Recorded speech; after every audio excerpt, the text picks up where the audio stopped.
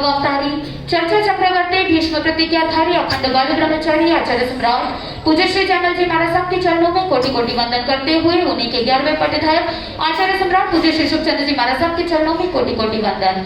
जय गच्छाधिपति व्याख्यान वाचस्पति उग्र विहारी वचन सिद्ध साधक 12वें पट्टाधार आचार्य प्रभु श्री पार्श्वचंद्र जी महाराज साहब गौर तपस्वी उपाध्याय प्रभु श्री गुणचंद्र जी महाराज साहब मेरे अनंत आस्था के आयाम मम जीवन उद्धारक परम पूज्य गुरुदेव डॉक्टर श्री पदम चंद्र जी महाराज साहब के चरणों में कोटि कोटि वंदन करते हुए सभी गुरु भगवंतों के चरणों में वंदन करते हूँ।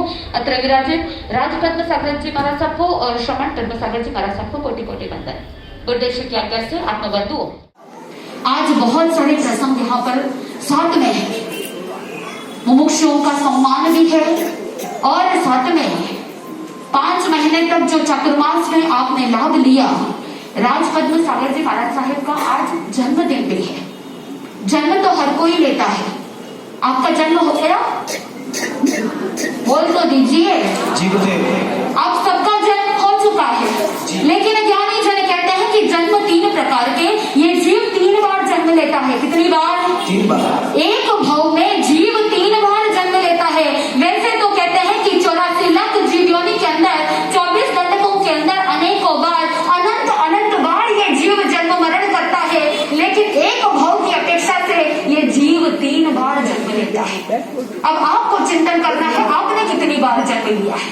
पहली बार ये जीव जन्म लेता है कि जब जीव एक गति से निकल करके दूसरी गति में आता है, माँ के गर्भ में आया, पहला जन्म। आप सब माँ के गर्भ में आए, पहला जन्म। दूसरी बार जब 9 महीने का गर्भकाल पूर्ण हुआ, उस पूर्ण होने के बाद आपने माँ के गर्भ से आप बाहर आए और उसके बाद आपने दुनिया देखी। कौन सा जन्म? दूसरा। 2 बार जन्म हो गया आपका।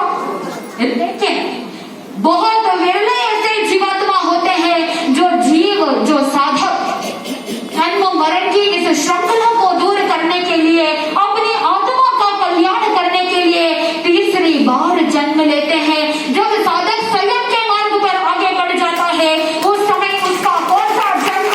तीसरा जन्म।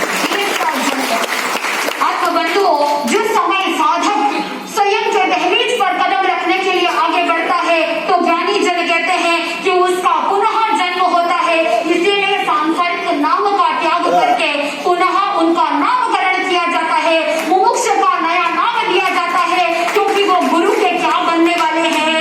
शिष्य बनने वाले हैं। और जैसे भगवान महावीर स्वामी के शिष्य बने गौतम स्वामी, ठीक उसी प्रकार एक सदगुरु के सदशिष्य के रूप में जब साधक आगे बढ़ता है तो उसका नया जन्म हो जाता है। आत्मबंधु, आज वैसे देखा जाए तो सबका क्या है? महाराज साहिब जी का भी जन्म है कि महापुरुषों का जन्म बहुत महत्वपूर्ण होता है।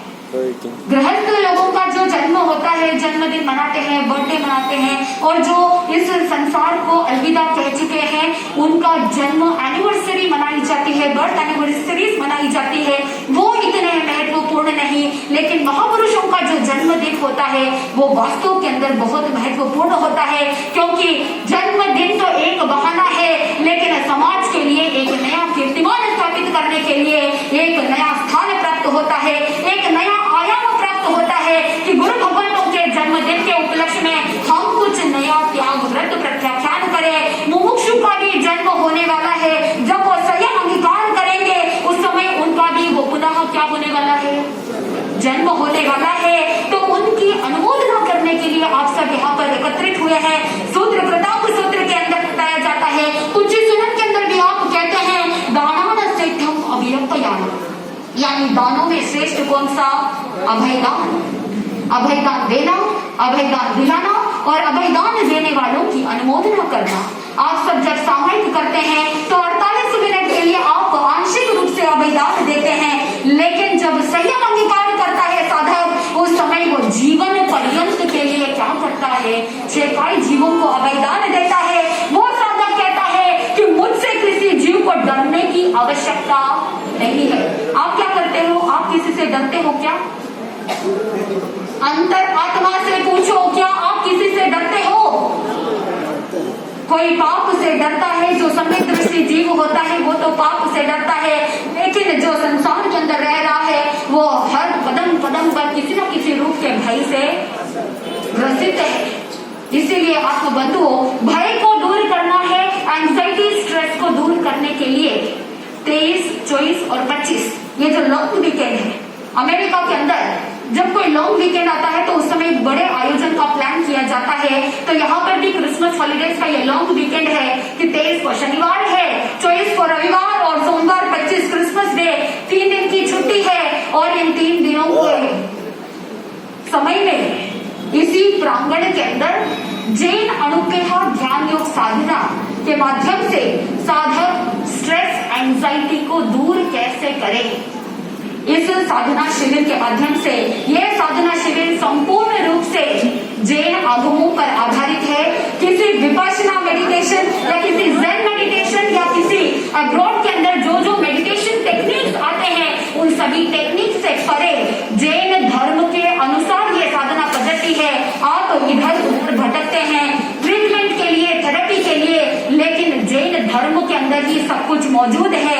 आपको इधर उधर भटकने की जरूरत नहीं, नींद की गोलियां खाने की जरूरत नहीं, anti psychotic, anti depression drugs को लेने की आवश्यकता नहीं। अगर आप अपने माइंड को व्यवस्थित कर लेते हैं, अगर आप अपने जीवन को व्यवस्थित कर लेते हैं और भय मुक्त होकर के, निर्भय होकर के अभिज्ञान की ओर आगे बढ़ जाते हैं, तो आपको कहीं पर भी किसी से भयभीत होने की आवश्यकता नहीं है। तो नीचे भी पोस्टर्स लगे हुए हैं, लिफ्ट के पास भी प्लेटफॉर्म्स लगे हुए हैं, वहां पर ईमेल आईडी भी है, कॉन्टेक्ट नंबर भी है। तो आप क्या कर सकते हो, उस पर मैसेज ड्रॉप इन करके रजिस्ट्रेशन कर सकते हो। अब तक काफी लोगों ने रजिस्टर कर दिया है। विक्रम भाई तो कह रहे थे कि आप सब हमारे साथ हैं, सही है ना? आप सबने वेव भी किया था कि आप सब हमारे साथ हैं। तो ध्यान शिविर में अगर लाभ लेंगे तो भला हमारा नहीं, किसका होने वाला है? आपका ही भला होने वाला है। आप स्ट्रेस से मुक्त रहोगे तो ज्यादा धर्म ध्यान कर पाओगे। इसीलिए आप सभी ध्यान शिविर में लाभ लें। और साथ में एक बात और कहना चाहूंगी कि जहाँ पर ऐसे ऐसे क्षेत्र जहाँ पर साधु संत नहीं पहुंच पाते हैं, वहां पर हम सबने वृंद 24/7 जिन शासन की सेवा में तत्पर रहते हैं। चाहे रात के 12 बजे हो, चाहे रात के 2 बजे हो, अगर किसी के समाचार आ जाते हैं कि किसी को संहारा पछताना है, हम उस समय ये नहीं देखते कि घड़ी में 12 बजी है, घड़ी में 2 बजी है, हम वो नहीं देखते। हम तो मन में ये चिंतन करते हैं। गुरुदेव डॉक्टर श्री पदमचंद्र जी महाराज साहब कहते हैं कि जिस तरह से देश की रक्षा करने के लिए सैनिक बॉर्डर पर हमेशा तैयार रहता है, जिस समय कमांड आ जाए, जिस समय कोई ऐलान हो जाता है जंग की, उस समय सैनिक क्या करता है, वो सोचता नहीं कि मेरे घर में बाल बच्चे छोटे हैं, वो सैनिक ये नहीं सोचता कि मेरे बहुत सारे ड्यूटीज बाकी है, मुझे ये काम पूरा करना है, उसके बाद देश की रक्षा के लिए जाऊंगा, ऐसा नहीं सोचता है। ठीक वैसे ही जिन शासन की बगिया को आगे बढ़ाने के लिए गुरुदेव ने ये संधि मार्ग चालू किया, जहाँ पर हम सैनिकों के समान काम करते हैं। उस समय नहीं देखते, सिचुएशन नहीं देखते, जहाँ पर धर्म की प्रभावना हो सकती है, ऐसे हम निरंतर आगे बढ़ते हैं। तो आप भी इस जेबीबी अहिंसा रिसर्च फाउंडेशन के अंदर जुड़िए। सामने वृंद के माध्यम से दिशा निर्देश में जो भी कार्यक्रम होते हैं उसमें भी जुड़ने का प्रयास करें, क्योंकि इस संस्था के अंदर ट्रस्टी सामने वृंद ही है। क्योंकि जो श्रावक लोग ट्रस्टी होते हैं वो आपस में लड़ झगड़ करके काम को विराम दे देते हैं, लेकिन ये संपूर्ण भारत में निरंतर रूप से गतिमान है। तो आप भी कार्ड स्कीम के अंदर रखने का प्रयास करें, तभी आप निरंतर आगे बढ़ते जाएंगे और जिन शासन को एक आयाम देने के लिए तत्पर बनेंगे। तो जेबीबी अहिंसा रिसर्च फाउंडेशन मुमुक्षु भाई विशाल जी, धनसाली और सुमित जी का सम्मान भी करना चाहेगा। जब समय की अनुकूलता होगी, जब अनाउंसमेंट होगा, तो जेबीबी अहिंसा रिसर्च फाउंडेशन के माध्यम से मुमुक्षुओं को बहुत बहुत अनुमोदना, साधुवाद। आप निरंतर संयमी जीवन में आगे बढ़ते रहे, जिन शासन की बगिया में चार चांद लगाते रहे, आत्म समाधि के साथ निरंतर आगे बढ़ते रहे, इन्हीं मंगल मनीषाओं के साथ। और पूज्य श्री राजपद्म सागर जी महाराज साहब को जन्मदिन की हार्दिक हार्दिक शुभकामनाएं देते हुए मैं अपने शब्दों को विराम देती हूँ।